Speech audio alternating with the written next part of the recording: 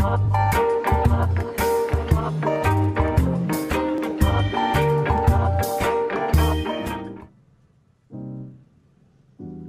undanförnum árum hafa byggðir verið tengdar saman á Mið-Austurlandi með Héðinsfjarðargöngum og einnig Vaðlaheiðargöngum sem bráðlega verða tekin í notkun. Með þessum framkvæmdum hefur svæðið sem kalla má Akureyrasvæði verið stækkað þannig að Siglufjörður og Húsavík eru orðin hluti af því. Vegalengdin milli Ólafsfjarðar og Siglufjarðar var 62 km yfir Lágheiði en margfalt meiri þegar Lágheiði var lokuð að vetri. Með Héðinsfjarðargöngum fór fjarlægðin niður í 17 km. Vegalengdin milli Akureyrar og Siglufjarðar styttist á sama hátt eða úr 123 km í 77 km. Vegalengdin milli Akureyrar og Húsavíkur fer úr 91 í 75 km þegar Vaðlaheiðargöngin opna. Siglufjörður og Húsavík verða því í svipaðri fjarlægð frá Akureyri. Já, þarna sjáum við að það er búið að tengja töluvert saman af byggðum á Mið-Norðurlandi og náttúrulega þessi miklu göng á milli Siglufjarðar og Ólafsfjarðar breyttu dálítið stöðunni hérna á Mið-Norðurlandi. Siglufjörður er eiginlega komin svona inn á Akureyrasvæðið og svo eru þessi göng á opna sem við erum búin að berjast fyrir lengi og erum búin að tala niður í mörg ár, Vaðlaheiðargöng. Þau eru opna eftir nokkra mánuði og þá erum við að tengjast betur til austurs og sem sagt tenging á milli Þingeyjarsýslu og Eyjafjarðar og þessi múr sem er búinn að vera milli þessara byggða, hann er eiginlega bara að hrynja. Hvað segir þið um þetta?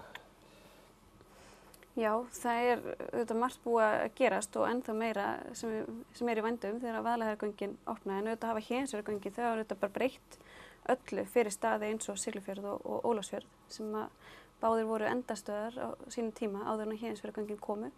Og Siglufjörður, náttúrulega kannski meiri breyting fyrir Siglufjörð því leitin til að það tengist þá Akureyri, bærin tengist Akureyri betur og verður hluti af þessu stóra atvinnusvæði sem að Eyjafjörður er og auðvitað þessu stóra þjónustusóknarsvæði líka þar sem að við sækjum auðvitað mikla þjónustu til Akureyrar og þetta bætir alla búsetu og gerir búsetuskilyrðin auðvitað miklu betri og gerir þennan stað, bara fjallabyggð, Siglufjörð og Ólafsfjörð sem eftirsóknarverðan búsetukost, vil ég meina.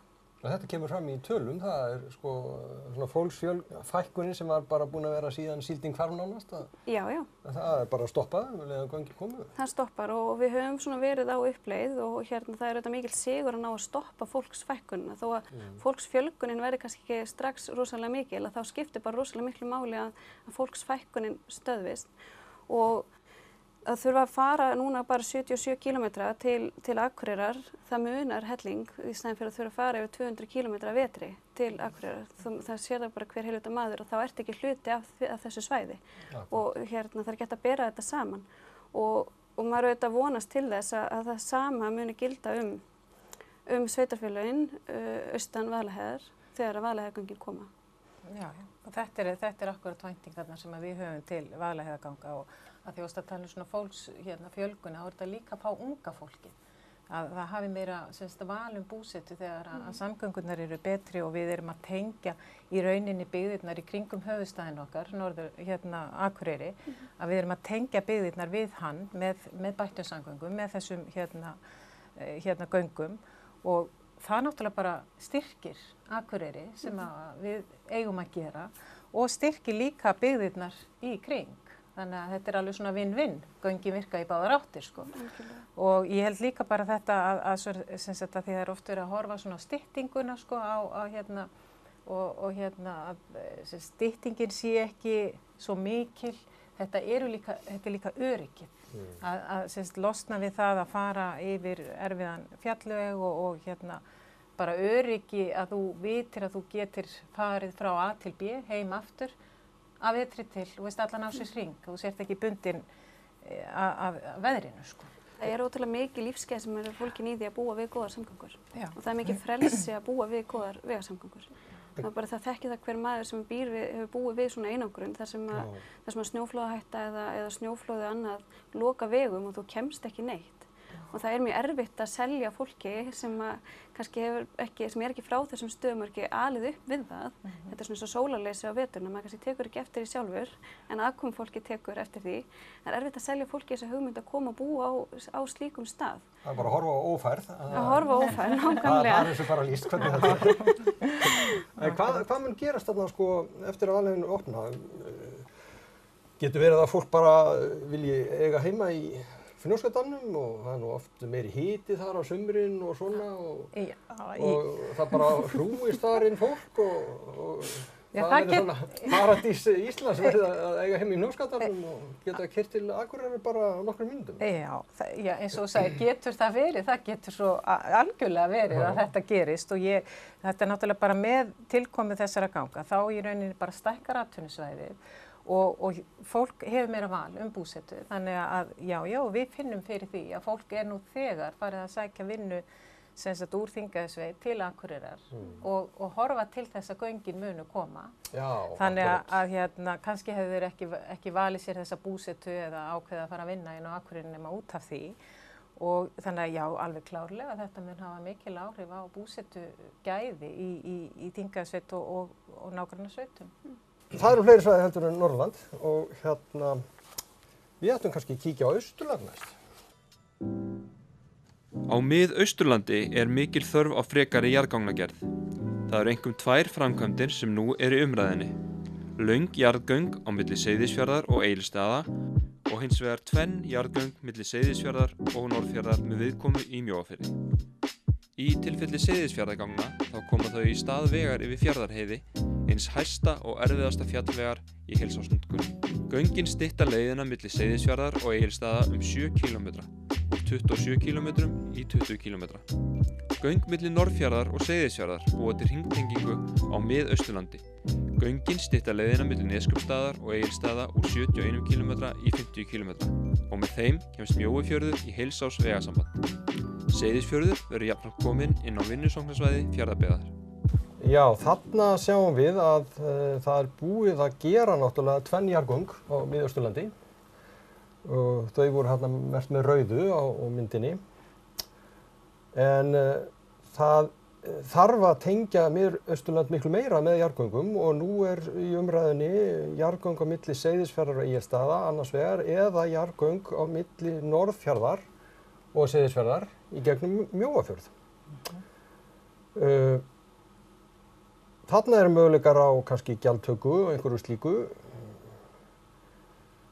Hvort nú skynsamlegra að byrja á? Og á að gera báða þessa kosti eða bara nóg að gera annan? Eða? Ef ég fer að blanda mér í umræðina þó þetta sé nú langt frá mínum heimaslóðum að þá svona með gessauganu að þá ég nú á því að það sé skynsamlegra svona fyrir heildarhagsmuni og fyrir allt svæðið að gera 2 göng á milli Seyðisfjarðar yfir í Mjóafjörð og rjúfa einangruna þar og áfram yfir í Neskaupstað. Byrja á því? Já, þá komin heilsársleið þó að hún sé lengri heldur en beint upp á Seyðisfjörð, upp á Egilsstaði frá Seyðisfirði. Og þessi göng, ég held að þurfa að vera 12 km, þetta þvílík fjárfestinga, það mætti tvöfalda hringveginn fyrir andverið þeirra langleiðina, þó að hinn séu vissulega kostnaðarsöm líka. En þá kemur þarna hringur, verða að vanda sig. Þannig kemur hringtenging, ef það væri farið, og þetta algjörlega ný leið á milli Norðfjarðar og Seyðisfjarðar og þá kom hringur á Mið-Austurlandi, reyndar hann fer þá yfir Fjarðarheiði sem náttúrulega erfiðasti hluti hringsins. Já. En þá engin... engin... komast alltaf og vegstyttingar frá Neskaupstað og upp á Hérað og fyrir, ég tala nú ekki fyrir Seyðfirðinga, þeir komast þá í báðar áttir á tiltölulega einfaldan hátt, svona þegar heiðin er fær, sem nú oftast, eða það ekki, ég held að megi telja í dögum sem hún alveg lokuð, þá hún sé kannski seinfær og erfið. Og þarna, gerir það verkum að það verður lengi svona endastöð. Mið-Austurland með þessum endastöða, Seyðisfjörður, Norðfjörður og svo alltaf að keyra tilbaka. Þótt að Neskaupstaður þetta aldrei frá þessum hring, sko, þá þetta samt svona orðin hringur það sem eiginlega engin endastöður lengur. Nei. Og þetta alveg ný leið og þá spyr maður sig, mætti ekki gera þessa framkvæmd og taka veggjald? Og það náttúrulega getur ekki borgað alla framkvæmdina, en ef að veggjaldið getur borgað svona helminginn af framkvæmdinni, þá ekki meiri líkur að yrði farið í þetta?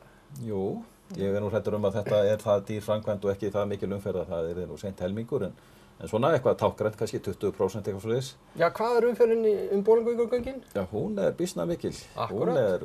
Ég nú með tölur það, hún eitthvað og yfir 800 ökutæki á dag. Já.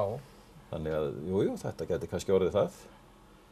En þetta eins og ég nefndi áðan, þá þetta ansi dýr framkvæmd. Jarðgöng ekki gefin, þetta hvað, 3 milljarðar á, ja, 2-3 milljarðar á kílómetran.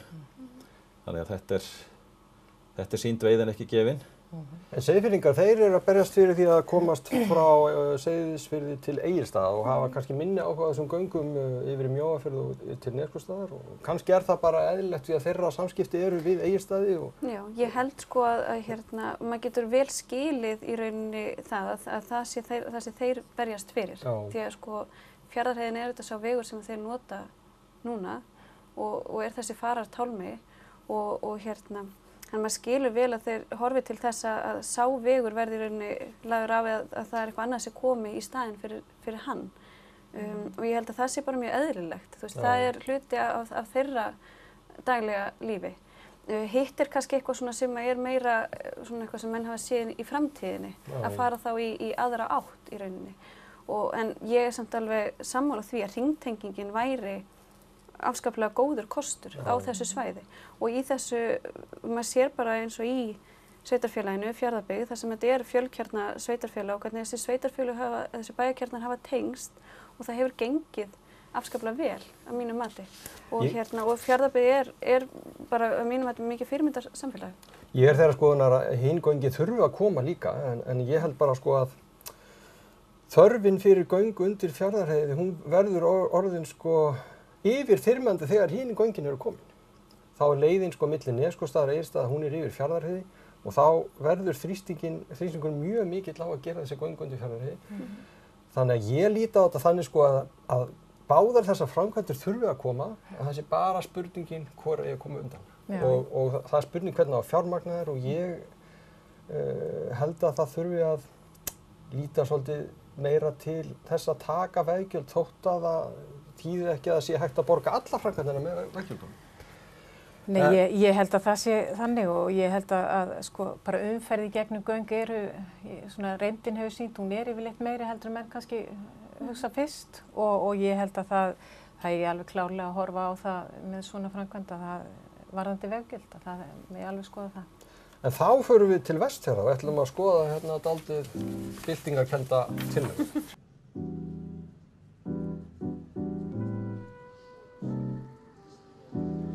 Aðskilnaður sunnanverða og norðanverða Vestfjarða mikið vandamál. Nú verið að grafa Dýrafjarðargöng og bæta þau ástandi mikið, en þó einungis upp að vissu marki. Draumatenging allra þéttbýlisstaða á Vestfjörðum var að gera jarðgöng undir Arnarfjörð milli Þingeyrar og Bíldudals.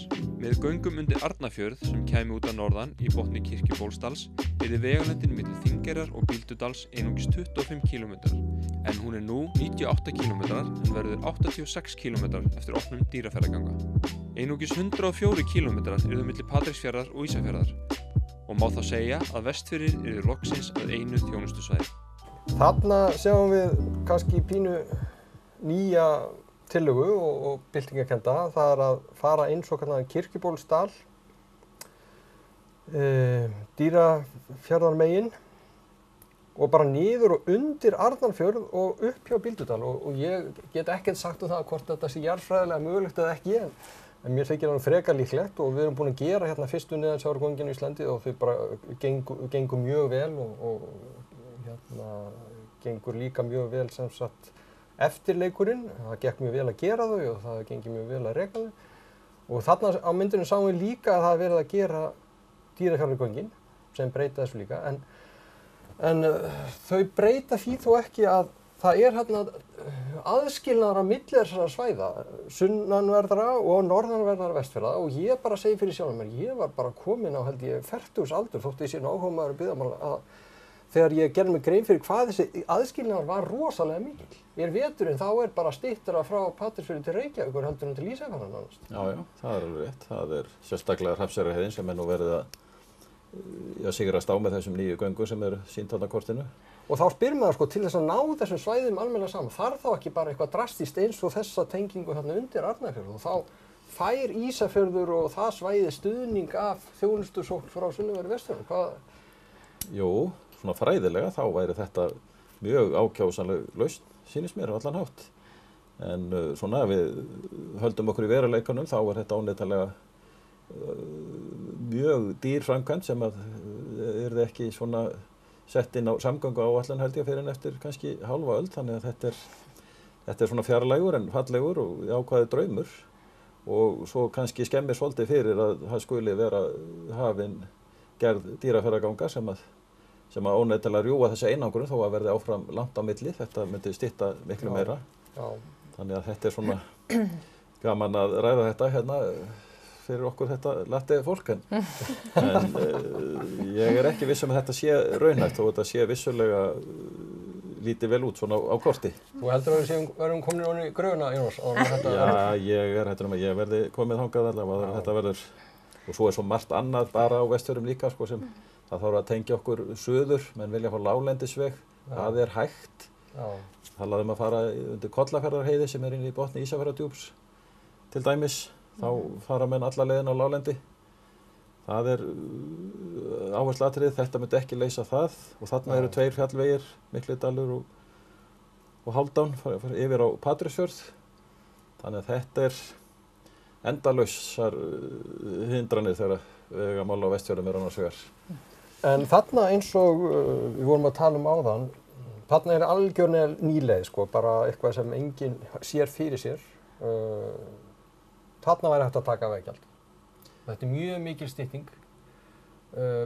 Umferðin náttúrulega ekkert gríðarlega mikil, eins og við vorum að tala áðan til Bolungarvíkurganga. Hún getur verið töluvert mikil sko, þótt að við séum í afskepptum byggðum nánast það sem ekkert gríðarlegur mannfjöldi, þá getur samt töluvert mikil umferð.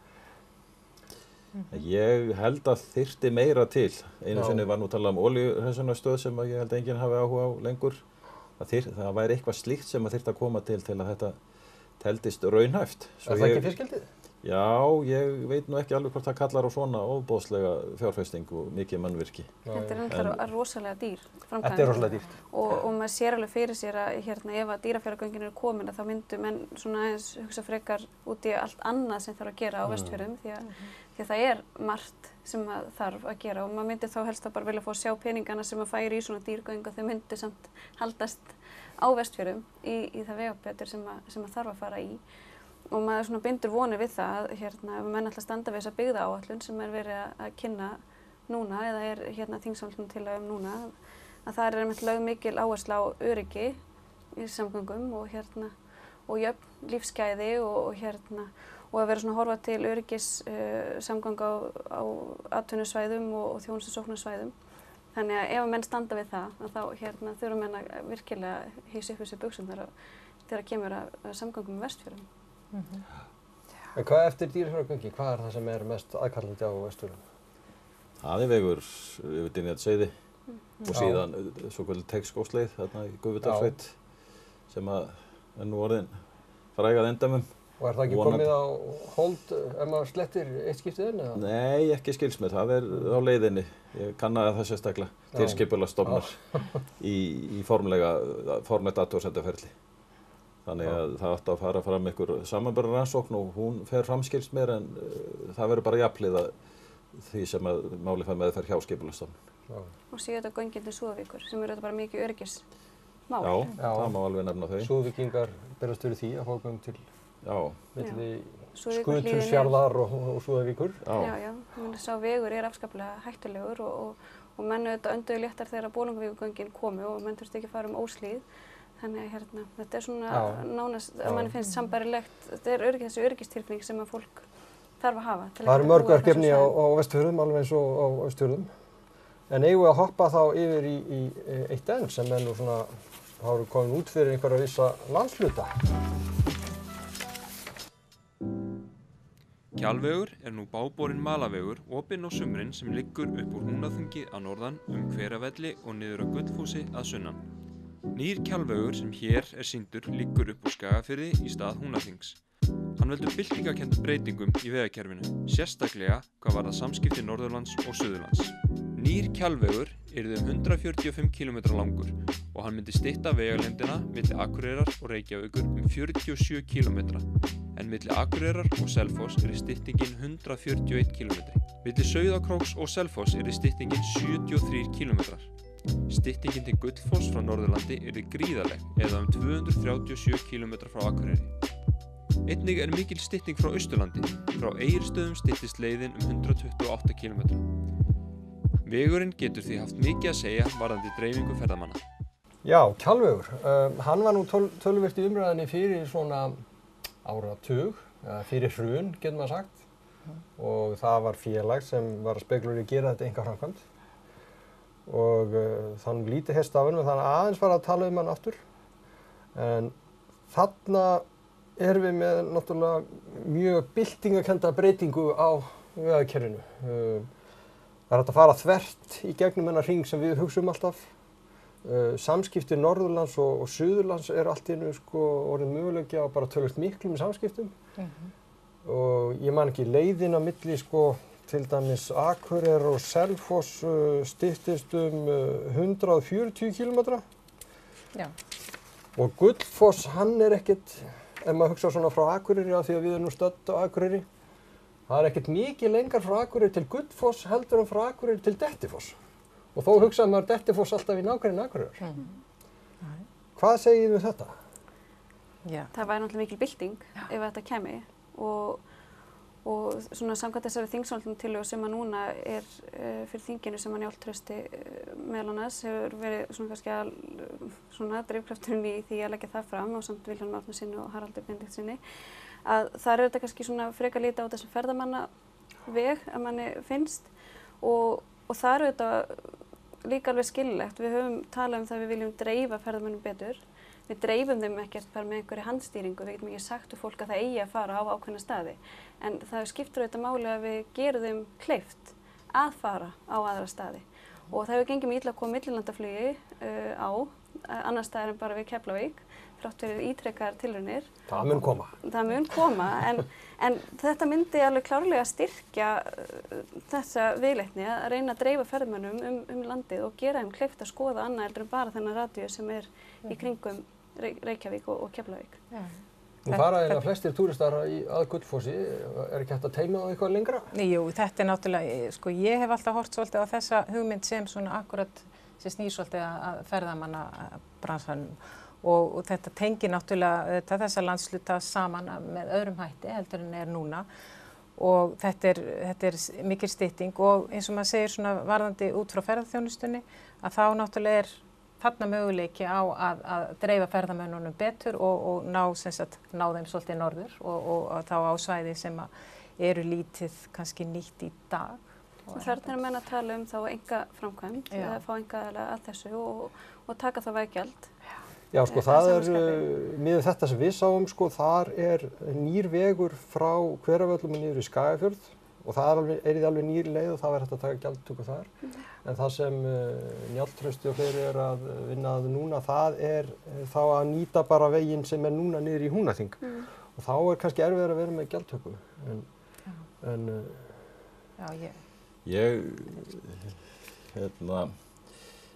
Það vegur þarna, ég veit nú ekki alveg hvort hann þarna nákvæmlega eins og kortið sýnir, hvort hann kemur ekki niður. Já, hann nefnilega niður í Húnaþingsluna. Hann fram hjá Blöndulóninu núverandi Kjalvegur. Og ég vil vegi sem víðast, ég verð nú að segja þá skoðun mína, en hins vegar tel ég að verða að fara varlega í að byggja upp svona vegi nema svona menn komið sæmilega á milli allavega sumrinu til og nota almennt vegafé í það meðan svona aðal þjóðvegakerfið ekki betra horf en það Þannig að ef það hægt að gera þetta með einkaframkvæmd þá það bara mjög gott. En að gera þetta eða stefna því að gera þetta að einhverju aðaleið á milli landsvæðanna, mér hugnast það ekki alveg. Það tel það bara hreinlega ekki raunhæft. Svona eins og sækir standa. Þeir bæði held ég að myndi mæta mikill andstöðu náttúruverndarsinna og verða mjög erfitt svona og áhættusamt yfir veturinn. En hvað segið þið þetta almennt Við erum búin að fara hérna bara örfáar framkvæmdir og það miklu fleiri sem að kalla eftir. Getum við haldið áfram á þeirri braut að fara bara í þessar framkvæmdir með skattfé úr ríkissjóði og þá gengur bara hægt eins og við þekkjum? Eða verðum við bara að fara í einhverja nýja tekjuöflun með veggjöldum á nýjum leiðum og reyna að gera þetta hraðar? Hvað segið þið það almennt? Ég held að við þurfum alltaf á einhvern hátt að horfa á veggjöld, að það þurfa að koma inn í þetta líka, en maður spyr sér samt, og þetta er alltaf svona umdeilt sko, hvernig við skiptum kökunni og maður spyr sér sko, af því að núna hefur náttúrulega ferðamanna iðnaðurinn, eins og sem ég vilja kalla það, að hann hefur aukist og þetta er orðið bara stór atvinnugrein á Íslandi sem er að skila inn miklum peningum. Og maður hefði viljað sjá meira að það myndi skila sér út í uppbyggingu vega og bættar samgöngur og bara eins og þið vitið að umræðan er að þessi vegir á Íslandi eru meira og minna orðnir bara mjög lélegir og hættulegir og þetta er bara ógnar öryggi ökumanna. Þannig að það er ekki bara uppbygging sko á nýjum vegum eða göngu sem maður myndi náttúrulega vilja sjá, en maður myndi einhvern veginn vilja af því að sko ferðamannabransinn hann er út allt land og þess vegna ætti þetta að skila sér út allt land í vegakerfið. En þetta er náttúrulega gríðarlega dýrt að halda út í góðu vegasamgöngum á Íslandi og ekki fjölmennari þjóðin við erum, en hérna þannig að einhverju leyti þyrfti að koma, myndi ég segja, veggjöld. Ég sé ekki hvernig það er bara mögulegt annað, ef við ætlum bara ekki að gera annað en að halda í horfinu en að taka upp veggjöld í einhverju mynd. Ég er á rafmagnsbíl og ekki legg ég mikið til vegakerfisins með bara borgað rafmagn og bensín reynda í lengri ferðum. Þannig ég held að sé algjörlega óhjákvæmilegt að fara að huga talsvert bara háum myndarlegum veggjöldum sem að skila einhverju til að geta farið í þessar framkvæmdir sem eru svo arðsamar oft á tíðum líka, bæði í öryggi og vegstyttingum og þægindum. En ég held að skipti líka máli að við samt horfum ekki bara á þetta út frá ferðamönnunum, heldur líka íbúum landsins sem að þurfa líka að komast leiðar sinnar og við erum stundum eins og við búum í tveimur ríkjum í rauninni þar sem að annar hópurinn kallar á sko bættar samgöngur í rauninni bara til þess að stytta tíman eða eitthvað slíkt. Þannig að það sitja ekki lengur en bara 10 mínútur í bíl, meðan að hinn hópurinn er að kalla eftir bara bættu samgöngum að því leyti að þeir komist yfir höfuð. Og við erum svolítið alltaf að elta skotti á okkur í þessari umræðu og bara eins og núna síðast að það er ákveðið að setja núna aukið fé í viðgerðir á vegakerfinu en það er ekki ákveðið í upphafi, heldur koma menn með svona hálfgerða plástra og þetta er eitthvað sem við þurfum að skoða, veggjöld eru náttúrulega hluti af því.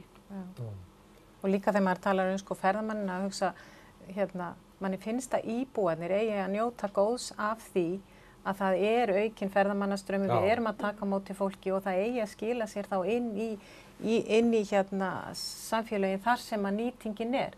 Og það er náttúrulega líka það sem kemur inn í þetta að þungaflutningar hafa aukið svo mikið og vegirnir náttúrulega voru ekkert byggðir fyrir það.